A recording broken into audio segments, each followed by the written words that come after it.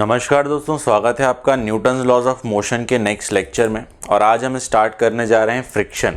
ठीक है, फ्रिक्शन को न्यूटन्स लॉज ऑफ मोशन के साथ में भी पढ़ाया जाता है, कहीं कहीं अलग अलग भी पढ़ाते हैं। लेकिन अगर हम एनसीईआरटी फॉलो करें तो फ्रिक्शन हम एनएलएम का ही एक पार्ट मानते हैं। तो वैसे देखा जाए तो अपना एनएलएम तो ख़त्म हो चुका था विदाउट फ्रिक्शन। अब फ्रिक्शन को कंसिडर करके क्या क्या चेंजेस आते हैं वो हमको समझने हैं। तो सबसे पहली बात, फ्रिक्शन जो है दो टाइप के होते हैं। एक टाइप होता है इसका काइनेटिक फ्रिक्शन और दूसरा टाइप होता है स्टैटिक फ्रिक्शन। स्टैटिक फ्रिक्शन के बारे में अभी हम बात कर ही नहीं रहे, है ना। जब स्टैटिक पढ़ेंगे तब उसकी बात करेंगे। फिलहाल सिंपल सी बात अभी हम काइनेटिक फ्रिक्शन के बारे में करने वाले हैं। तो फ्रिक्शन दो टाइप के होते हैं, एक काइनेटिक फ्रिक्शन होता है और एक स्टैटिक फ्रिक्शन होता है। अब स्टैटिक फ्रिक्शन और काइनेटिक फ्रिक्शन में क्या डिफरेंस होता है? बड़ा ही सिंपल है। अगर दो ऑब्जेक्ट्स के बीच में रिलेटिव मोशन हो रहा है तो उनके बीच में जो फ्रिक्शन आएगा वो काइनेटिक फ्रिक्शन होगा। ऑब्जेक्ट्स कांटेक्ट में होने चाहिए तभी फ्रिक्शन आएगा, नहीं तो नहीं आएगा।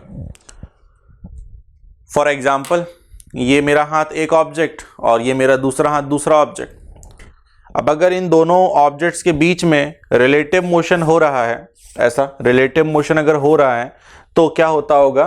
काइनेटिक फ्रिक्शन आ जाता होगा। कंडीशन क्या है? कांटेक्ट भी होना चाहिए। ऐसा नहीं कि इतना दूर से मैं रिलेटिव मोशन करवाऊं और बोलूं फ्रिक्शन आए, ऐसा नहीं है। तो अगर दो ऑब्जेक्ट्स कांटेक्ट में हैं और उनके बीच में रिलेटिव मोशन हो रहा है, अगर उनके बीच में स्लिपिंग हो रही है, शुद्ध हिंदी में बोलें तो अगर उनके बीच में घिसाई हो रही है ना, दो ऑब्जेक्ट्स के बीच में अगर घिसाई हो रही है तो जो फ्रिक्शन आता होगा वो काइनेटिक फ्रिक्शन होता होगा। ठीक वैसे स्टैटिक फ्रिक्शन भी होता है। स्टैटिक फ्रिक्शन तब आता होगा जब स्लिपिंग नहीं होती होगी, जैसे कि ये दोनों ऑब्जेक्ट्स है साथ में मूव कर जाएं। देखो कोई स्लिपिंग नहीं है, ए ऑब्जेक्ट और बी ऑब्जेक्ट के बीच में कोई स्लिपिंग नहीं है, तो इनके बीच में स्टैटिक फ्रिक्शन आता होगा। तो स्टैटिक फ्रिक्शन के बारे में चर्चा हम थोड़ी देर से करेंगे जब हम स्टैटिक पढ़ेंगे तब। फिलहाल हमारा पूरा का पूरा फोकस कहाँ होगा? काइनेटिक फ्रिक्शन में। तो काइनेटिक फ्रिक्शन साइड हेडिंग होगी आपकी, इसमें डेफिनेशन लिखें आप। काइनेटिक फ्रिक्शन की डेफिनेशन लिखें। तो डेफिनेशन है, kinetic friction will be applied Kinetic friction will be applied whenever there is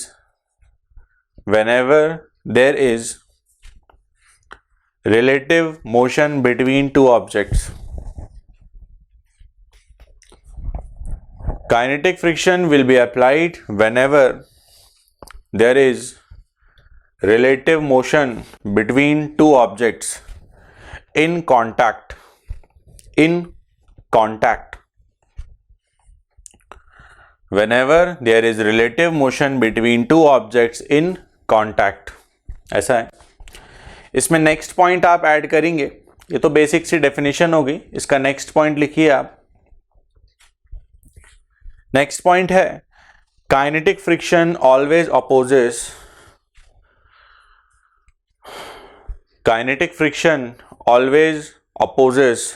relative motion. Kinetic friction always opposes relative motion. Kinetic friction always opposes relative motion.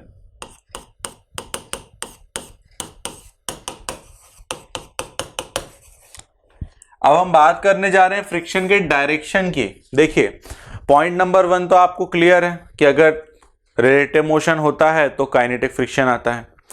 Point number 2 में क्या कहा गया है वो आपको पॉइंट नंबर 3 से समझ में आएगा। एक्चुअली पॉइंट नंबर 2 और पॉइंट नंबर 3 एक ही पॉइंट है, बस दोनों का बोलने का मतलब एक्सप्लेन करने का तरीका अलग है। दोनों पॉइंट्स को एक्सप्लेन करने का तरीका थोड़ा सा डिफरेंट है। बाकी जो पॉइंट नंबर 2 में बोला गया है और जो पॉइंट नंबर 3 में बोला गया है वो एक ही बात है, सेम है। तो पॉइंट नंबर 3 और पॉइंट नंबर 2 मिलके साथ में एक्सप्लेन करते हैं डायरेक्शन, कि काइनेटिक फ्रिक्शन का डायरेक्शन कैसे कैलकुलेट किया जाए। तो समझते हैं, देखिए एक सिंपल से एग्जाम्पल की हेल्प से। तो मान लो कि ऐसा एक ब्लॉक था और उसके नीचे एक और ब्लॉक था और उसके नीचे ग्राउंड था, ऐसा कुछ। ये है ब्लॉक ए, ये है ब्लॉक बी। मान लेते हैं ब्लॉक ए इस डायरेक्शन में जा रहा था 2 मीटर पर सेकेंड से और ब्लॉक बी इस डायरेक्शन में जा रहा था 8 मीटर पर सेकेंड से, ऐसा कुछ था। तो पॉइंट नंबर 2 क्या कह रहा था? पॉइंट नंबर 2 कह रहा था कि जो फ्रिक्शन होता है वो हमेशा रिलेटिव मोशन को अपोज करता है, ऐसा बोला पॉइंट नंबर 2 ने। तो सेम टू सेम चीज यहां पर भी आपको फॉलो करनी है। फ्रिक्शन यहां पर भी रिलेटिव मोशन को अपोज करेगा। ये पॉइंट बार बार इसलिए समझाया जा रहा है क्योंकि कई बच्चों को ऐसा लगने लगता है कि ऑब्जेक्ट अगर राइट में जा रहा है तो फ्रिक्शन लेफ्ट पे लगता होगा। ऐसा गलत फहमी होती है कई बच्चों के दिमाग में कि सर ऑब्जेक्ट अगर राइट में जाता है तो फ्रिक्शन लेफ्ट में लगता होगा, या सर ऑब्जेक्ट अगर नॉर्थ में जा रहा है तो फ्रिक्शन साउथ में लगता होगा। तो इस टाइप की कई गलत फहमी होती है बच्चों को। तो वही गलत फहमी यहां पर दूर करनी है कि ऑब्जेक्ट अगर राइट में जा रहा है तो जरूरी नहीं है कि फ्रिक्शन लेफ्ट में लगे, हो सकता है फ्रिक्शन भी राइट में ही लग रहा हो। वो इस एग्जाम्पल से क्लियर कर दिया जाएगा। तो समझिए इस एग्जाम्पल में क्या समझाया जा रहा है। तो डायरेक्शन की हमको बात करनी है, सिर्फ डायरेक्शन की बात कर रहे हैं। हाँ, किसी भी टाइप के कैलकुलेशन, मैग्नीट्यूड किसी की बात नहीं कर रहे, सिर्फ डायरेक्शन की बात कर रहे हैं कि इस पे फ्रिक्शन का डायरेक्शन किधर होगा और इस पे फ्रिक्शन का डायरेक्शन किधर होगा। तो बात करने जा रहा हूं मैं ए के लिए।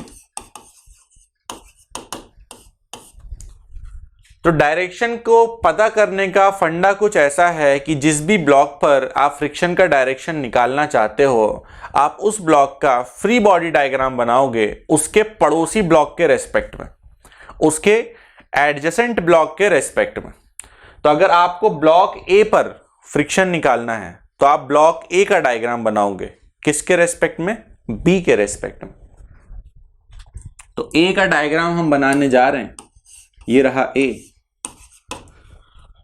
और इसका डायग्राम हम बनाएंगे विथ रेस्पेक्ट टू बी। अब मैं इसका डायग्राम अगर बी के रेस्पेक्ट में बनाने जा रहा हूं तो ऑब्वियस सी बात है ना, इसकी वेलोसिटी भी तो बी के रेस्पेक्ट में ही लिखूंगा। तो देखिए इसकी वेलोसिटी बी के रेस्पेक्ट में -6 होगी या नहीं, है ना। Velocity of A with respect to B मतलब velocity of A minus velocity of B मतलब 2 माइनस 8 जो कि क्या आ जाता? -6। -6 का यही मतलब होगा। सिंपल फॉर्मूला लगाया है, जरूरी नहीं हर चीज लिख के बताई जाए, है ना। इतना दिमाग में करते आना चाहिए। सिंपल है ना भाई। इसकी वेलोसिटी बी के रेस्पेक्ट में है ना, मतलब velocity of A with respect to B मतलब V A minus V B मतलब 2 माइनस 8। 2 माइनस 8 क्या हो जाता? -6। वही तो है, माइनस मतलब क्या होता है? लेफ्ट। तो -6 ऐसा ही बनेगा। तो इसका ये मतलब हुआ कि बी के रेस्पेक्ट में जो ए होता होगा वो लेफ्ट में जाता होगा। बी के रेस्पेक्ट में ए जो है लेफ्ट में जाता होगा, मतलब बी के रेस्पेक्ट में ए का जो मोशन है वो लेफ्ट में है। बी के रेस्पेक्ट में ए का मोशन मतलब कि रिलेटिव मोशन। तो यहां पर जो ए का रिलेटिव मोशन है वो लेफ्ट में है।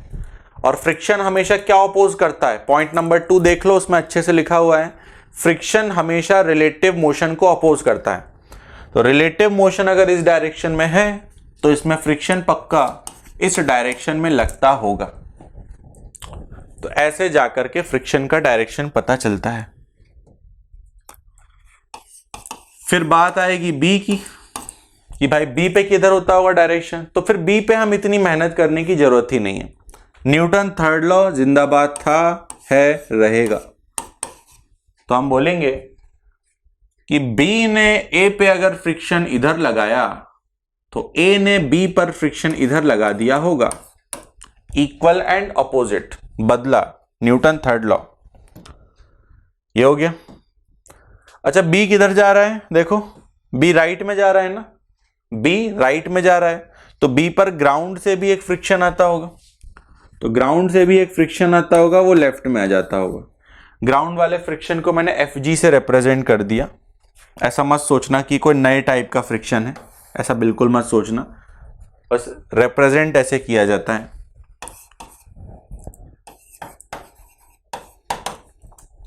तो ऐसे जितने भी ब्लॉक्स होते हैं उन पर फ्रिक्शन का डायरेक्शन हम बना सकते हैं। तो ये था समझने का एक तरीका, ठीक है। ये था समझने का एक तरीका। देखो ये समझने का पहला मेथड है। अब इसी को समझाने का, समझने का एक और तरीका होता है, एंड वो तरीका ज्यादा आसान होता है। वो तरीका कुछ ज्यादा ही आसान होता है। देखो उस तरीके में ना कुछ लिखना भी नहीं पड़ता, बस अपनी अंडरस्टैंडिंग रहेगी, मन ही मन में सब सॉल्व कर दोगे। तो देखो दूसरे तरीके से कैसे करते हैं। ये थी ए की वेलोसिटी 2 मीटर पर सेकेंड, और ये थी बी की वेलोसिटी इस डायरेक्शन में 8 मीटर पर सेकेंड। अब कहानी कुछ ऐसी है कि इस तरीके में सुन के हंसी आ सकती है, तरीका सुनने में बड़ा अजीब लग सकता है, लेकिन तरीका है बड़ा काम का।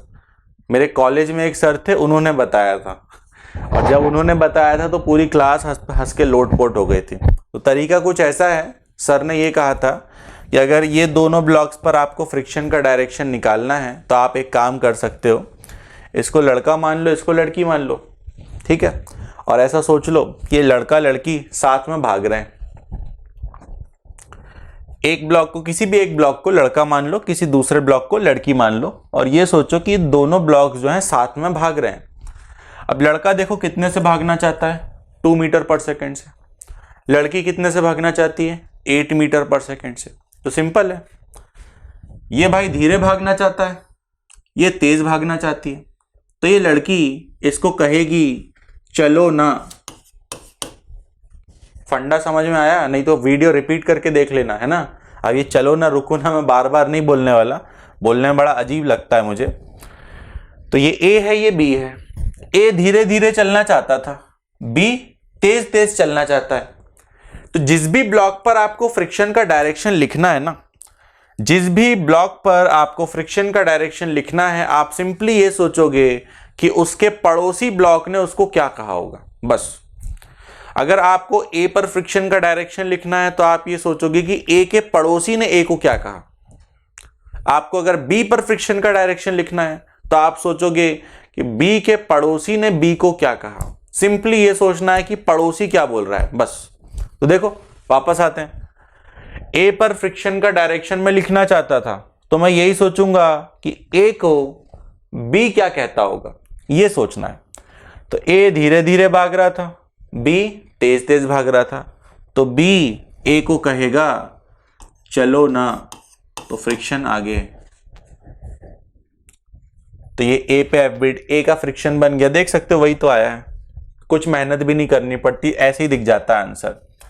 उसके बाद देखो बी पे डायरेक्शन निकालना है, तो जब बी पे डायरेक्शन निकालना होगा तो मैं ये सोच लूंगा कि बी को ए क्या कहता होगा, है ना। बी पे डायरेक्शन निकालना है तो मैं सोच लूंगा बी को ए क्या कहता होगा। तो ए धीरे चलना चाहता है तो ए क्या कहेगा इसको, रुको ना। तो अगर एक ऑब्जेक्ट पे चलो ना आएगा तो ऑब्वियसली दूसरे पे रुको ना ही आना चाहिए ना, because of Newton's third law, है ना। इधर इस पे ऐसा फ्रिक्शन है तो ऑब्वियसली इस पे ऐसा ही होगा। तो हम ऐसे डबल डबल दिमाग नहीं लगाते हैं, बस एक ब्लॉक पे ही लगाते हैं चलो ना या रुको ना, और उसका इक्वल एंड अपोजिट दूसरे ब्लॉक पे चिपका देते हैं। और ग्राउंड के फ्रिक्शन में तो किसी को कोई डाउट होगा ही नहीं। ऑब्जेक्ट अगर राइट में जा रहा है तो ग्राउंड वाला फ्रिक्शन तो लेफ्ट में ही आ रहा होगा। तो ऐसे डायरेक्ट आप डायरेक्शन ड्रॉ कर सकते हैं यूजिंग द मेथड ऑफ चलो ना एंड रुको ना। तो वीडियो पॉज करेंगे जरा आप,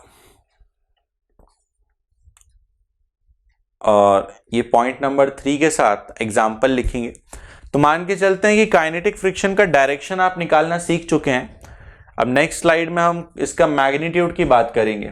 तो वीडियो पॉज करो, इतना लिखो, फिर आगे बढ़ते। तो लेक्चर को आगे बढ़ाते हैं और अब बात करते हैं मैग्नीट्यूड की। तो नेक्स्ट पॉइंट जो पॉइंट नंबर 4 होगा वो आप लिखेंगे मैग्नीट्यूड ऑफ काइनेटिक फ्रिक्शन। तो जो नेक्स्ट पॉइंट है वो होगा magnitude of kinetic friction. Kinetic friction का मैग्नीट्यूड कैसे लिखा जाए, तो बहुत ही आसान है। काइनेटिक फ्रिक्शन को पहली बात तो हम एफ के से रिप्रेजेंट करते हैं, के फॉर काइनेटिक, और इसका जो मैग्नीट्यूड होता है वो होता है म्यू के टाइम्स नॉर्मल रिएक्शन, ये होता है। यहां म्यू के का मतलब होता है कोफिशिएंट ऑफ काइनेटिक फ्रिक्शन,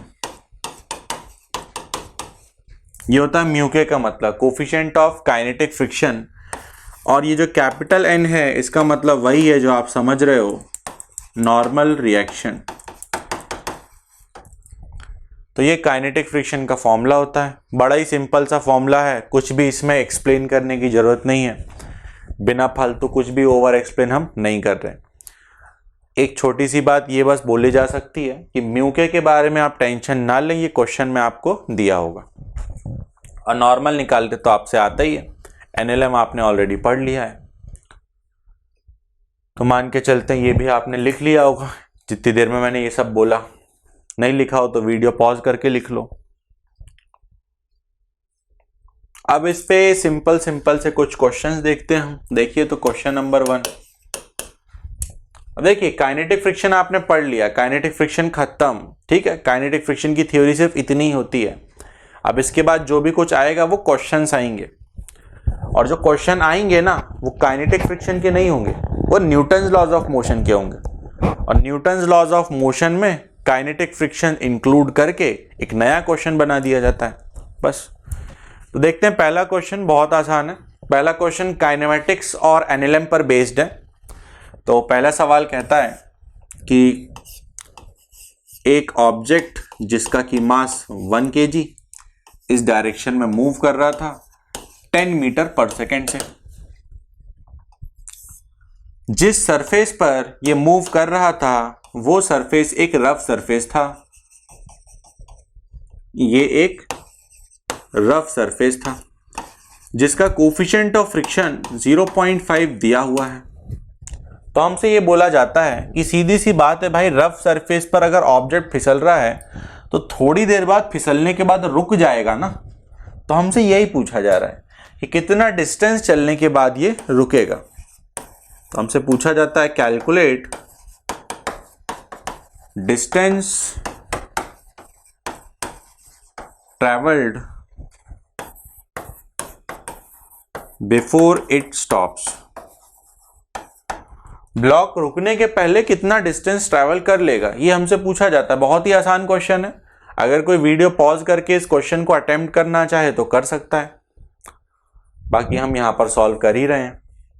तो सॉल्यूशन में आते हैं। देखिए सॉल्यूशन में सबसे पहले ना हम फ्रिक्शन कैलकुलेट कर लेंगे, और फ्रिक्शन कैलकुलेट करने के लिए हमको बनाना पड़ेगा इसका फ्री बॉडी डायग्राम। तो ये बनाया नीचे mg, ये बनाया ऐसा नॉर्मल, और ऐसा आता होगा फ्रिक्शन। ध्यान रखिएगा फ्रिक्शन हमेशा आप ऐसे सरफेस से ही बनाएंगे, ब्लॉक के सरफेस से बनाना फ्रिक्शन हमेशा।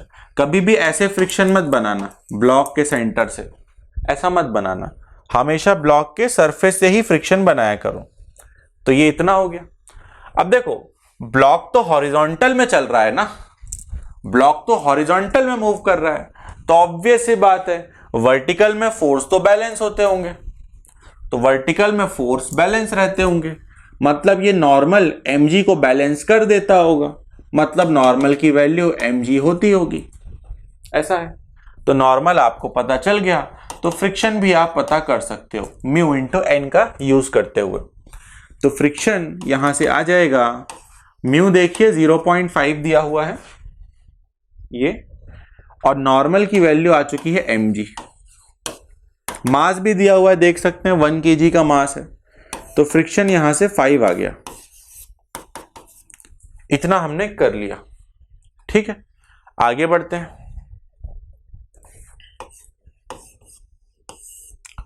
अब अगर फ्रिक्शन आपने कैलकुलेट कर लिया है तो आप इसका एक्सेलरेशन भी पता कर सकते हो।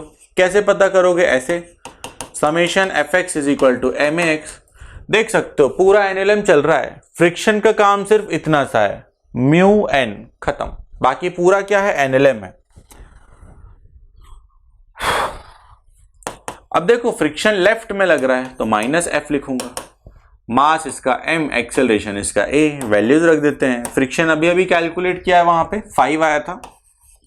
मास 1 है, एक्सेलरेशन a है, तो एक्सेलरेशन यहां से आ गया -5।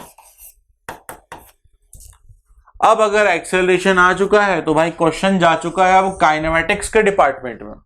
अब आप लगाएंगे v² = u² + 2as। क्वेश्चन ने क्या पूछा था आपसे कि फाइनली जब ऑब्जेक्ट रुक जाएगा तो उसके पहले पहले कितना ट्रैवल करेगा। तो अगर ये फाइनली रुक जाने वाला है तो v क्या हो जाएगा, 0।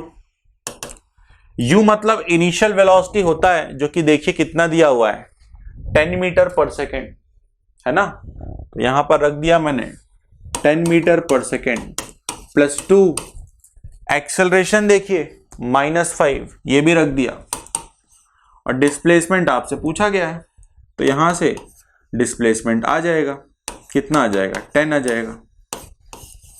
मतलब ब्लॉक 10 मीटर ट्रैवल करके रुक जाएगा। तो बहुत ही ईजी है, बहुत ईजी। तो वीडियो पॉज करें, सॉल्यूशन लिखें, क्वेश्चन लिखें।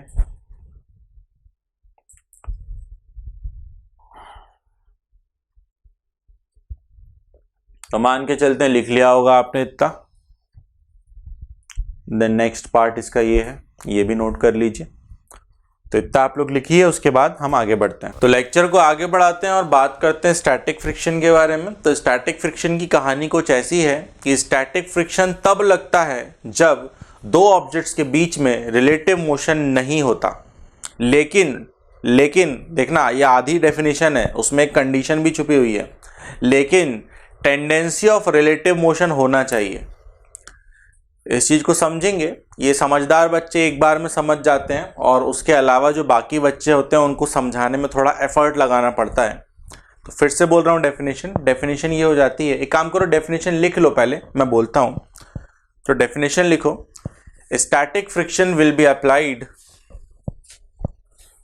Static friction will be applied when there is no relative motion. Static friction will be applied when there is no relative motion, when there is no relative motion, but there is a tendency, but there is a tendency of relative motion, but there is a tendency of relative motion. तो ये definition है, इस definition को समझिए। Definition क्या कहती है? Definition simple शब्दों में आपसे ये बोलना चाहती है कि मान लो ऐसा कोई हॉरिजॉन्टल सरफेस होता, इसके ऊपर ब्लॉक पड़ा हुआ है। तो भाई अगर ब्लॉक ऐसे पड़ा हुआ है, इसके और इसके बीच में रिलेटिव मोशन नहीं हो रहा, तो जरूरी थोड़ी है कि इस पर फ्रिक्शन लग रहा हो, अपने आप थोड़ी फ्रिक्शन लग जाएगा इस पर, है ना। ऐसे एक ब्लॉक जमीन पे पड़ा हुआ है, मान लेते हैं ये स्टडी मटेरियल ऐसे टेबल पे पड़ा हुआ है, मैं ज़मीन पे खड़ा हुआ हूँ, कार रोड पे खड़ी हुई है, साइकिल पार्किंग स्टैंड में लगी हुई है। तो ये जितने भी ऑब्जेक्ट्स ऐसे रखे हुए हैं, पड़े हुए हैं, इन पे ज़रूरी थोड़ी है कि फ्रिक्शन आता हो, ऐसे अपने आप थोड़ी फ्रिक्शन आ जाता है ना। तो वही डेफिनेशन आपसे यही कहना चाहती है कि अगर रिलेटिव मोशन नहीं हो रहा है, ऑब्जेक्ट अपनी जगह पे पड़ा हुआ है, तो जरूरी थोड़ी है फ्रिक्शन आ जाए। फ्रिक्शन आने के लिए कुछ कंडीशंस हैं, और वो कंडीशन यही है कि इसकी टेंडेंसी भी तो होनी चाहिए ना मूव करने की। टेंडेंसी, ऑब्जेक्ट कोशिश तो करे ना मूव करने का। ऑब्जेक्ट जब कोशिश करेगा ना मूव करने की, तब स्टैटिक फ्रिक्शन आएगा। शब्दों को ध्यान से समझिए और सुनिए, हम क्या कह रहे हैं? कोशिश करेगा ऑब्जेक्ट मूव करने की, तब जाकर के फ्रिक्शन आएगा। तो डेफिनेशन क्या कहती है? डेफिनेशन को अच्छे समझो जरा। डेफिनेशन का कहना है कि स्टैटिक फ्रिक्शन तब लगता है जब इसके और इसके बीच में रिलेटिव मोशन ना होता हो, लेकिन ये कोशिश करे मूव करने का। कोशिश बस करे, मूव नहीं करा रहे, ध्यान रख लेना। कोशिश करता हो रिलेटिव मोशन करने की, बार बार बोल रहा हूं, रिलेटिव मोशन की कोशिश कर रहा है, जरूरी नहीं है रिलेटिव मोशन हो रहा हो। अब कुछ बच्चे बोलेंगे सर ऐसा कैसे हो सकता है है ना, कई बोलते हैं ना ऐसा कैसे, कैसे को कैसे बोलते हैं, तो उन्हीं बच्चों की बात कर रहा हूँ भाई। इनके कहने का ये मतलब, मान लो ब्लॉक ऐसे पड़ा हुआ है, ठीक है, अब मान लो आपने यहां से 1 न्यूटन का फोर्स लगाया, अभी भी ऑब्जेक्ट रेस्ट पे ही है, तो देखो ना ऑब्जेक्ट की टेंडेंसी है ना उधर जाने की, लेकिन फिर भी ऑब्जेक्ट मूव नहीं किया, तो इस केस में आता होगा स्टैटिक फ्रिक्शन। ये बोल रहे हैं हम इतनी देर से। इस ऑब्जेक्ट पर 1 न्यूटन का फोर्स लगाया गया, फिर भी ये ऑब्जेक्ट मूव नहीं किया, फिर भी ये ऑब्जेक्ट मूव नहीं किया, तो सीधी सी बात है इस ऑब्जेक्ट की टेंडेंसी थी ना इधर जाने की, है ना। अंग्रेजी में सुनो, there was no relative motion between the block and the ground, ठीक है, there is no relative motion between the block and the ground, but there is a tendency, इस ब्लॉक की टेंडेंसी है रिलेटिव मोशन करने की, because of this 1 newton force. ये move नहीं कर रहा है, इसके इसके बीच में कोई भी रिलेटिव मोशन नहीं है, लेकिन इसकी टेंडेंसी है इधर मूव करने की। और जब इसकी टेंडेंसी होगी, टेंडेंसी मतलब ब्लॉक जब कोशिश करता हो इधर मूव करने का, तब जाके स्टैटिक फ्रिक्शन आता है। तो मान के चलते हैं, अभी डेफिनेशन तो क्लियर हो गई होगी, जरा डेफिनेशन फिर से पढ़ना एक बार। तो डेफिनेशन यही कहती है कि इस ऑब्जेक्ट और इस ग्राउंड के बीच में कोई रिलेटिव मोशन नहीं है, लेकिन ऑब्जेक्ट की टेंडेंसी है मूव करने की। ऑब्जेक्ट कोशिश कर रहा है मूव करने का, लेकिन कर नहीं पा रहा है। टेंडेंसी शब्द का यही मतलब होता है कि ऑब्जेक्ट कोशिश करता है मूव करने का, लेकिन वो मूव कर नहीं पा रहा है। तो ऐसे केसेस में क्या लगता है, स्टैटिक फ्रिक्शन ऐसा होता है। और भी बहुत सारे एग्जांपल हो सकते हैं। मान लो यहां पर एक बहुत बड़ी सी ऐसे अलमारी रखी होती, यहां इतनी बड़ी अलमारी रखी होती, मान लो इतनी बड़ी, और फिर मैं यहां से इस पर फोर्स लगाया, अलमारी को मैं धक्का देने की कोशिश कर रहा हूं। मान लो मैंने अलमारी पे ऐसे 10 न्यूटन का फोर्स लगा दिया, ठीक है, मान लेते हैं अलमारी पे मैंने ऐसे 10 न्यूटन का फोर्स लगा दिया। तो जब मैंने अलमारी पे 10 न्यूटन का फोर्स लगाया, तो अलमारी की टेंडेंसी थी ना मूव करने की, लेकिन फिर भी अलमारी मूव नहीं की, मतलब कौन सा फ्रिक्शन आया होगा, स्टैटिक फ्रिक्शन। तो इतने सारे एग्जाम्पल दे दिए, मान के चलते हैं अभी क्लियर होगा। और भी एग्जाम्पल्स, मान लो ग्राउंड में कार खड़ी हुई है, मान लो ग्राउंड में ट्रक खड़ा हुआ है, अब आप जाके धक्का मार रहे हो। मान लेते हैं बहुत बड़ी सी ट्रेन खड़ी हुई है, ठीक है, और आपने जाके धक्का मारा ट्रेन को, ट्रेन मूव नहीं की। तो बात यहां पर भी वही है कि भाई आपने ट्रेन पे पुश किया, तो ट्रेन के पास एक टेंडेंसी आई थी मूव करने की, लेकिन फिर भी ट्रेन अपनी जगह से नहीं हिली, तो कोई रिलेटिव मोशन तो था नहीं, लेकिन आपने जब धक्का मारा था तो एक टेंडेंसी थी रिलेटिव मोशन होने की। तो जब भी ऐसी चीजें होती हैं तो क्या आता है, स्टैटिक फ्रिक्शन आता है। इतना बस और ट्रेन के एग्जाम्पल में नहीं जाना है, घर में ही एक एग्जाम्पल मिल जाएगा। जो बड़ी सी अलमारी होती है जिसमें ढेर सारे कपड़े गहने ये सब भरे होते हैं, तो उस पे जाके आप फोर्स लगाओगे, अगर बहुत हल्का सा आपने 10 न्यूटन का फोर्स लगाया, तब भी ऑब्जेक्ट मूव नहीं किया। मान लो यही अलमारी थी, अलमारी और ग्राउंड के बीच में कोई रिलेटिव मोशन नहीं था, आपने ऐसा फोर्स लगाया, अब इसके पास टेंडेंसी है मूव करने की, फिर भी ये मूव नहीं कर रहा, मतलब क्या होता होगा, स्टैटिक फ्रिक्शन। इतनी सारी बकबक मैं इसलिए कर रहा हूं क्योंकि कई बच्चे ना इसको गलत समझ जाते हैं। कई बच्चे ऐसा सोच लेते हैं कि सर स्टैटिक फ्रिक्शन तो तब लगता है जब कोई रिलेटिव मोशन नहीं होता। तो कई बच्चे ऐसा सोच लेते हैं, सर देखो सर अलमारी जमीन में पड़ी हुई है, इसके बीच में कोई रिलेटिव मोशन है नहीं, तो मैं तो स्टैटिक फ्रिक्शन लगा दूंगा। तो कई बच्चे ऐसा सोच लेते हैं। इस वजह से इतनी देर से मैं बकबक किए जा रहा हूं। इस वजह से मैं इतना समझा रहा हूं, क्योंकि जब डेफिनेशन ऐसी लिखवाई जाती है ना कि काइनेटिक तब लगता है जब रिलेटिव मोशन होता है, स्टैटिक तब लगता है जब रिलेटिव मोशन नहीं होता, तो बच्चे इस चीज को गलत इंटरप्रेट कर लेते हैं कि सर रिलेटिव मोशन नहीं हो रहा मतलब स्टैटिक लगता होगा, तो वो ऐसे कहीं पे भी स्टैटिक लगाने लग जाते हैं फिर। तो बात वही है, मैं जो बार बार समझाना चाह रहा हूं, मैं मान के चलता हूं आप समझ गए होगे। ऐसे मुंह उठा के स्टैटिक फ्रिक्शन कहीं पे भी नहीं लगा देते हैं। ऑब्जेक्ट की टेंडेंसी भी होनी चाहिए मूव करने की। भाई ऑब्जेक्ट कोशिश करेगा जब इधर जाने का, तभी ना फ्रिक्शन लगेगा, अपने आप थोड़ी लग जाएगा फ्रिक्शन। तो ऐसी गलती आपको नहीं करना है। अगर कोई रिलेटिव मोशन नहीं हो रहा है तो जरूरी नहीं है कि फ्रिक्शन आता हो, ठीक है। टेंडेंसी भी होनी चाहिए रिलेटिव मोशन होने की। अब कुछ बच्चे के मन में ये भी डाउट आ सकता है कि सर हमें कैसे पता चलेगा टेंडेंसी है या नहीं। कुछ बच्चे ऐसा भी पूछते हैं। अब बच्चों का तो क्या है, बच्चे तो कुछ भी पूछते हैं, तो ये भी पूछते हैं बच्चे, सर मुझे कैसे पता चलेगा कि टेंडेंसी है या नहीं। तो उसका बेस्ट आंसर मेरे पास ये है कि आप ना फ्रिक्शन मान लिया करो। ये जो बच्चे समझ नहीं पाते, स्पेशली उन बच्चों की बात कर रहा हूँ जो स्पेशल किड्स होते हैं, उनकी बात कर रहा हूँ। अगर कोई ऐसा स्पेशल चाइल्ड है जिसको समझ नहीं आता कि सर फ्रिक्शन लगेगा भी या नहीं लगेगा, सर लगेगा तो किधर लगेगा, तो ऐसे बच्चे क्या काम कर सकते हैं, फ्रिक्शन मन से मान लें, या तो लेफ्ट में या तो राइट में। अगर आपने सही माना होगा, अगर आपने करेक्ट डायरेक्शन अज्यूम किया होगा तो आपका आंसर पॉजिटिव आएगा, ठीक। मान लो आपने फ्रिक्शन यहां मान लिया, मान लो आपने फ्रिक्शन यहां मान लिया। अब मान लेते हैं आपने पूरा का पूरा क्वेश्चन सॉल्व किया, और पूरा क्वेश्चन सॉल्व करने मान लो फ्रिक्शन की वैल्यू +10 आ गई। तो इस प्लस का यही मतलब होता है कि आपने जो डायरेक्शन माना था वो सही माना था। लेकिन मान लो इसी में अगर ये -10 आ जाता तो ये नेगेटिव यही बता रहा होता कि बेटा तुमने जो डायरेक्शन माना है ना वो गलत है, फ्रिक्शन इधर नहीं इधर होता होगा।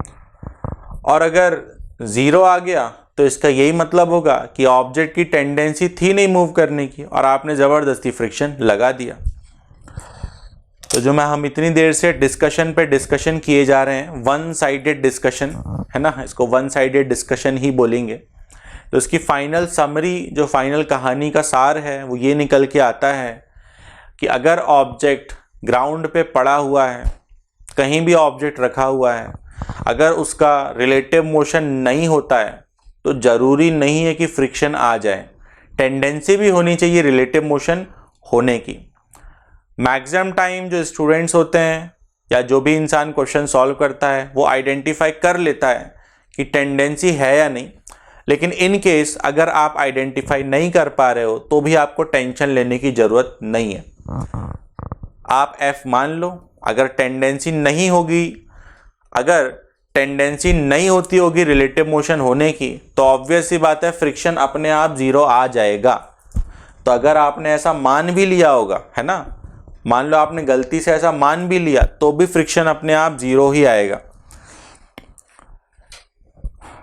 अभी भी कुछ बच्चों के दिमाग में हो सकता है सवाल उठ रहा हो, सर कैसे, सर करके बताइए।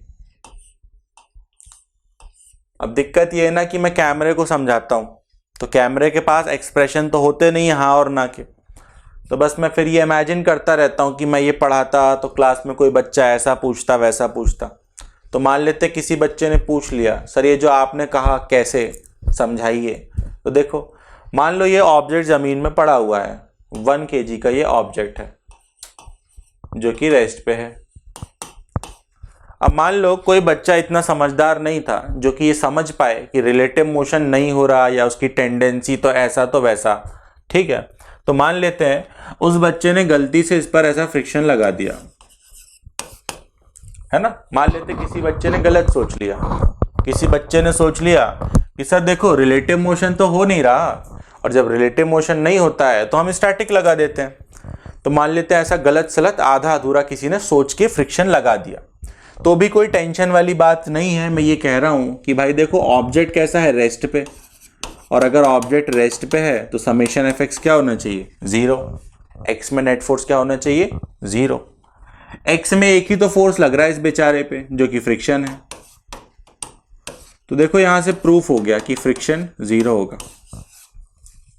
तो वही बात मैं इतनी देर से बार बार रिपीट करके समझा रहा हूं, है ना, कि अगर ऑब्जेक्ट रेस्ट पे पड़ा हुआ है, अगर ऑब्जेक्ट और ग्राउंड के बीच में या ऑब्जेक्ट और टेबल के बीच में कोई रिलेटिव मोशन नहीं होता है, तो जरूरी नहीं है कि स्टैटिक फ्रिक्शन आ जाता हो। जैसे कि ये एग्जांपल आप देख सकते हो, रेस्ट पे पड़ा हुआ है और स्टैटिक फ्रिक्शन आ भी नहीं रहा, स्टैटिक फ्रिक्शन 0 आ गया ना। तो फाइनली जो कहानी का सार निकलता है वो यही निकलता है कि अगर रिलेटिव मोशन नहीं हो रहा, if there is no relative motion, तो जरूरी नहीं है कि स्टैटिक फ्रिक्शन आता हो। स्टैटिक फ्रिक्शन आ भी सकता है ना। या -10 तो वैसे गलत ही लिखा है, एक मिनट।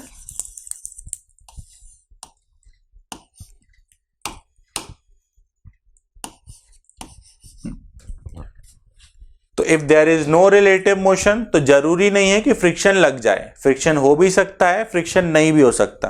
अब फ्रिक्शन कब होगा, स्टैटिक फ्रिक्शन कब आएगा, जब टेंडेंसी होगी इसके पास मूव करने की। Whenever there is a tendency of relative motion, तभी स्टैटिक फ्रिक्शन आता है। अगर ऑब्जेक्ट की टेंडेंसी ही नहीं है रिलेटिव मोशन करने की, तो फिर फ्रिक्शन भी नहीं आता। तो फाइनल समरी यही निकलती है कि अगर there is no relative motion, तो जरूरी नहीं है कि फ्रिक्शन आ जाता हो। लेकिन अगर टेंडेंसी भी है रिलेटिव मोशन करने की, अगर ऑब्जेक्ट कोशिश कर रहा है, ऑब्जेक्ट की टेंडेंसी है, तब जाकर के स्टैटिक फ्रिक्शन आ जाता है। एंड फाइनली, अगर कोई बच्चा इतना समझदार नहीं है कि वो ऐसा आइडेंटिफाई कर पाए, तो उस बच्चे को भी टेंशन लेने की जरूरत नहीं है। अगर कोई बच्चा गलती से जबरदस्ती फ्रिक्शन लगा देगा, तो कैलकुलेशन के टाइम पे फ्रिक्शन उसका अपने आप 0 आ जाता है। तो इतनी अच्छी बात यहां पर होती है। स्टैटिक फ्रिक्शन नॉर्मली टफ माना जाता है, क्योंकि यहां पर ऐसी धोखेबाजी चलती है, यही धोखेबाजी चलती रहती है, इसलिए इसको थोड़ा सा टफ माना जाता है कभी कभी। तो ये आपको लिखने की जरूरत नहीं है, ये सिर्फ मैंने एक्सप्लेन करने के लिए बताया था। और एग्जांपल्स देखते हैं ताकि और अच्छे से आप समझ पाओ। तो सबसे पहले अपन मैग्नीट्यूड की बात कर लेते हैं इसमें, और उसके बाद एग्जांपल देखेंगे। स्टैटिक फ्रिक्शन के मैग्नीट्यूड की बात करें, तो जो स्टैटिक फ्रिक्शन होता है बड़ा ही धोखेबाज होता है। जो स्टैटिक फ्रिक्शन होता है उसकी वैल्यू होती है <= μs × n। अब देख सकते हो उसको धोखेबाज क्यों बोला जा रहा है, क्यों बोल रहे हैं इसको धोखेबाज, क्योंकि देखो ये <= का साइन है, यहां <= का साइन है। मान लो अगर आ गया fs <= 5, इसका यही मतलब हुआ ना कि 0 से 5 <= 5 का यही मतलब होता है ज्यादा से ज्यादा 5 हो सकता है, उससे कम भी चलेगा। तो स्टैटिक फ्रिक्शन बड़ा ही धोखेबाज फ्रिक्शन होता है। धोखेबाज इस हिसाब से होता है कि स्टैटिक फ्रिक्शन का जो फॉर्मूला होता है ना, उसमें <= का साइन होता है। तो जब <= का साइन है, तो कोई भरोसा ही नहीं है कि ये कितना लगता होगा। 0 से 5 के बीच में अनगिनत रियल नंबर्स होते हैं, 0 से 5 के बीच में।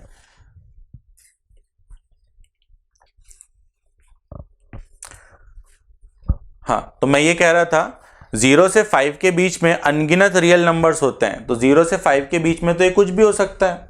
तो वही समझेंगे हम कि कैसे क्या होता है, कैसे क्या कैलकुलेट किया जाता है। तो जरा वीडियो पॉज करके इसको नोट करिए, फिर हम आगे बढ़ते हैं। तो लेक्चर को आगे बढ़ाते हैं। हम ये कह रहे थे कि जो स्टैटिक फ्रिक्शन होता है बड़ा ही धोखेबाज फ्रिक्शन होता है, क्योंकि इसमें <= का साइन आता है। अब मान लो अगर इसकी वैल्यू 5 आ गई, तो ये 0 से 5 तक कुछ भी हो सकता है ना, कुछ भी हो सकता है। तो वो कुछ भी कैसे कैलकुलेट किया जाए, वो अब हम समझेंगे एक सिंपल से एग्जाम्पल की हेल्प से। म्यूएस का यहाँ पर क्या मतलब होता है बताने की मुझे जरूरत नहीं है। जैसे म्यू के होता था वैसे म्यूएस होता है। इसका मतलब होता है कोफिशिएंट ऑफ स्टैटिक फ्रिक्शन। इसका मतलब होता है कोफिशिएंट ऑफ स्टैटिक फ्रिक्शन। अब एक सिंपल सा एग्जाम्पल से समझते हैं कि इसका मतलब क्या है, कैसे कैलकुलेट होता है, ऐसा तो वैसा। तो देखिए, ये एक 1 kg का ऑब्जेक्ट है और मान लेते हैं इसके लिए म्यूएस दिया हुआ है 0.5 एंड म्यू के दिया हुआ है 0.3। यहां से एक फोर्स लगा दिया गया ऐसा। अब हमसे बोला जाता है कि calculate friction comma type of friction comma acceleration. हमको फ्रिक्शन बताना है, फ्रिक्शन का टाइप बताना है, कौन सा होता होगा, स्टैटिक होता होगा या काइनेटिक होता होगा, एंड एक्सेलरेशन भी बताना है। इफ पहला क्वेश्चन है अगर कैपिटल F 1 हो जाए, दूसरा क्वेश्चन है अगर कैपिटल F 4.99 हो जाए, तीसरा क्वेश्चन है अगर F इज इक्वल टू 5 हो जाए, एंड चौथा क्वेश्चन है अगर F इज इक्वल टू 8 हो जाए। ये कोई अलग से बाहर से फोर्स लगाया जा रहा है। तो क्वेश्चन कुछ ऐसा है कि एक ब्लॉक ग्राउंड पे पड़ा हुआ था, अब फिर इस पर ऐसा हमने एक फोर्स लगा दिया, तो इस फोर्स की अलग अलग वैल्यूज के लिए फ्रिक्शन क्या अलग अलग आता होगा, इसके बारे में चर्चा यहां पर की जा रही है। इसके बारे में यहां पर चर्चा की जा रही है। सॉल्यूशन देखते हैं। पहले काम कर लो, जरा वीडियो पॉज करके क्वेश्चन लिख लो, उसके बाद सॉल्यूशन इसका एक्सप्लेन करता हूं। तो देखते हैं इस क्वेश्चन को कैसे क्या सॉल्व किया जाता है। तो देखिए सॉल्यूशन में आता हूं मैं। सबसे पहला काम आप क्या करोगे, आप ना static friction and kinetic friction की वैल्यूज कैलकुलेट कर करके रख लोगे। ठीक है, क्वेश्चन आपने लिख रखा है, मैं वापस से स्क्रॉल अप शायद ही करूं। तो जो काइनेटिक फ्रिक्शन का फॉर्मूला होता है, इसमें याद होगा आपको इक्वल टू का साइन होता है और स्टैटिक में लेस देन इक्वल टू होता है। तो काइनेटिक में लिखते हैं आप म्यू के इंटू एन। ठीक है, नॉर्मल कितना हो जाता है, एम जी के इक्वल, ऐसा वैल्यूज रखते हैं। म्यू के है 0.3, मास इसका 1, जी इसका 10, तो ये 3 आ गया। तो स्टैटिक फ्रिक्शन 3 आ गया। वैसे इसको भी आप कैलकुलेट कर सकते हो म्यू एस इंटू एन से। तो यहां से जो स्टैटिक फ्रिक्शन होगा वो लेस देन इक्वल टू 5 आ जाएगा। तो ये दो वैल्यूज ऐसे पहले से कैलकुलेट करके रख लो।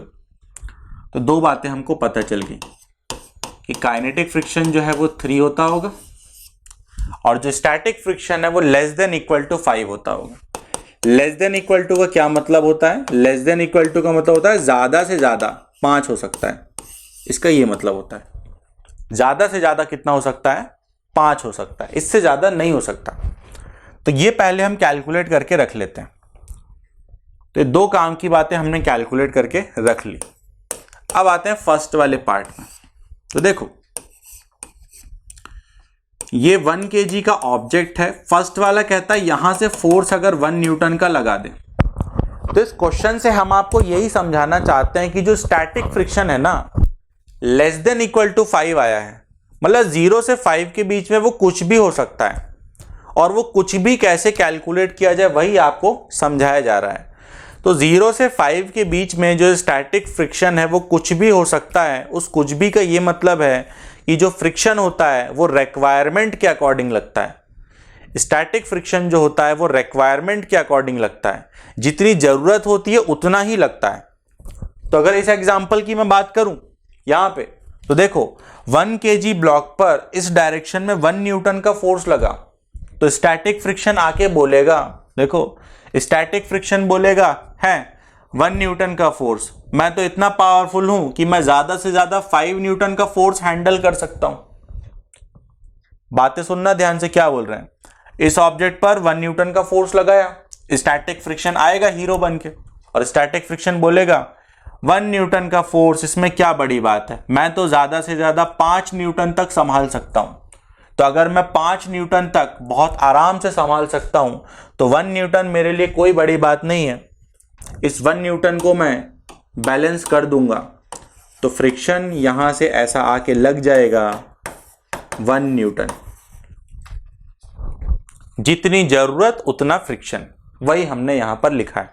भाई ज्यादा से ज्यादा 5 हो सकता था ना, तो 4 भी चलेगा, 3 भी चलेगा, 2 भी चलेगा, 1 भी चलेगा, 0.5 भी चलेगा, 1.28 भी चलेगा, सब कुछ चलेगा, बस 5 से कम होना चाहिए। तो वही बात हमने यहां पर कही कि 1 kg के ऑब्जेक्ट पर इधर से 1 न्यूटन का फोर्स लगाया, तो फ्रिक्शन क्या बोलेगा, इस 1 न्यूटन को तो मैं बड़ा इजीली हैंडल कर सकता हूं। तो फ्रिक्शन ने इसको हैंडल कर लिया खुद 1 न्यूटन बन के। तो ये पहला वाला था। क्योंकि अब नेट फोर्स 0 हो चुका है, एक्सेलरेशन भी क्या हो जाएगा, 0 हो जाएगा। तो फ्रिक्शन भी पता चल गया 1 न्यूटन है, टाइप ऑफ फ्रिक्शन भी पता चल गया, स्टैटिक है, और अगर स्टैटिक है तो एक्सेलरेशन क्या हो जाएगा, 0। या फिर सीधा देख सकते हो नेट फोर्स 0 है तो एक्सेलरेशन भी 0। तो ये फर्स्ट वाला सॉल्व हो गया। सेकंड वाले में आते हैं। सेकंड वाला देखिए,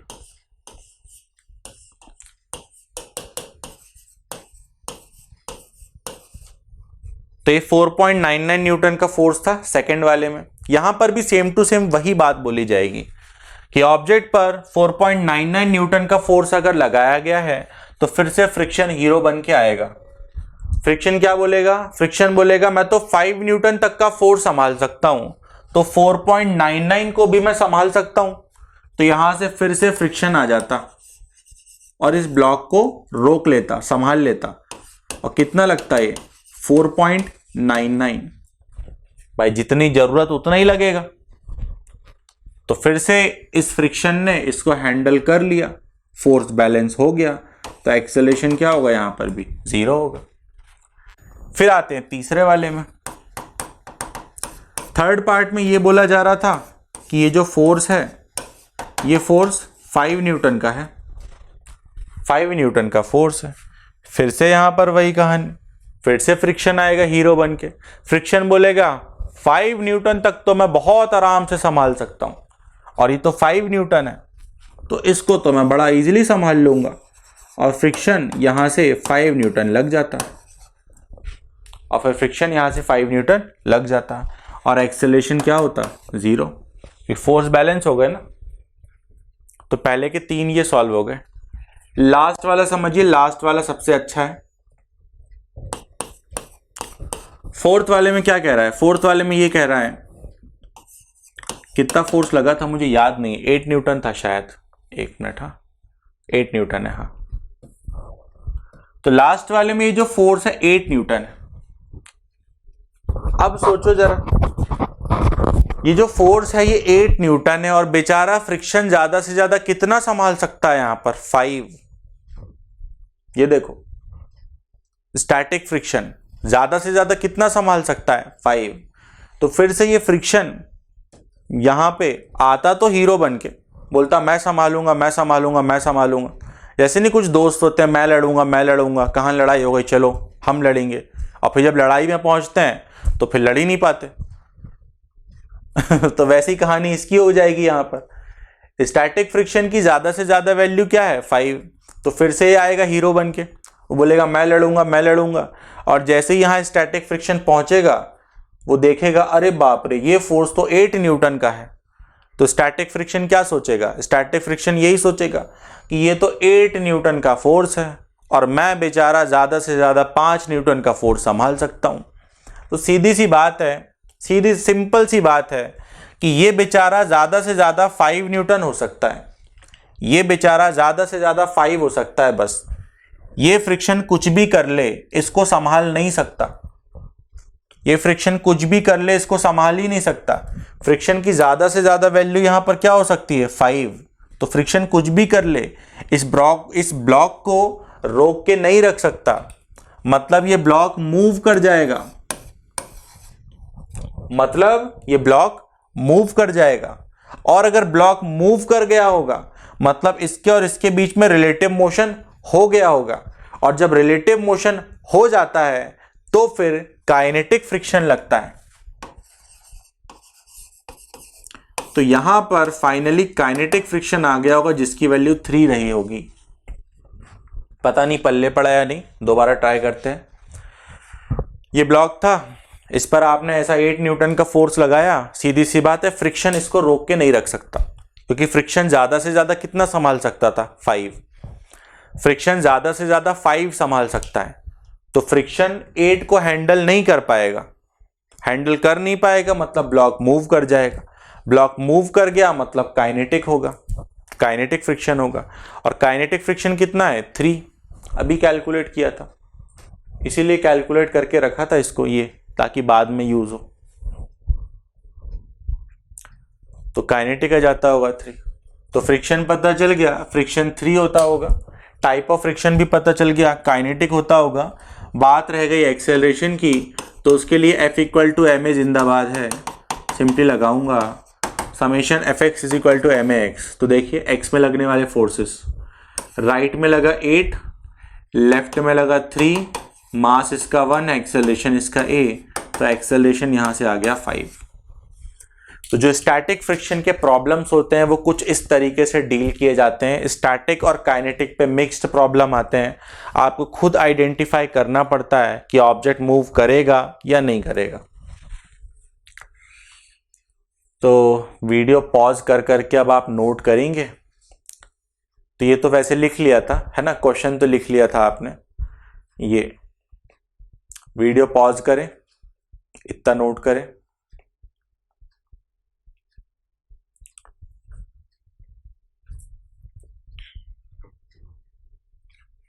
तो मान के चलते हैं हो गया होगा। फिर से वीडियो पॉज करें, ये लास्ट वाला नोट करें।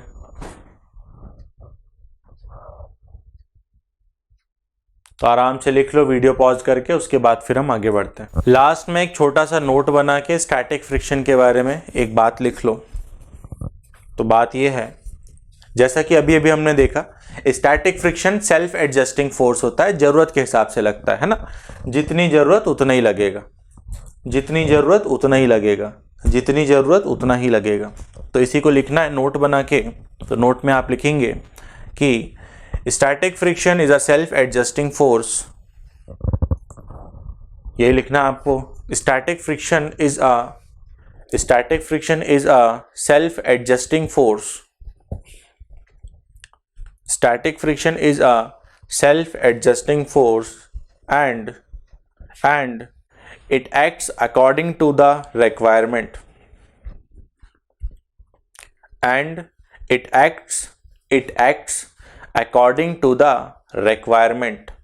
requirement के अकॉर्डिंग लगता है, जितनी जरूरत होती है उतनी लगता है। and it acts according to the requirement। तो इसी के साथ ये जो आपका फ्रिक्शन वाला पार्ट होता है ये भी खत्म होता है। सिंपल सी दो ही बातें थी, एक काइनेटिक था और एक स्टैटिक था। तो आज के लिए इतना ही, मिलते हैं नेक्स्ट क्लास में। All the best.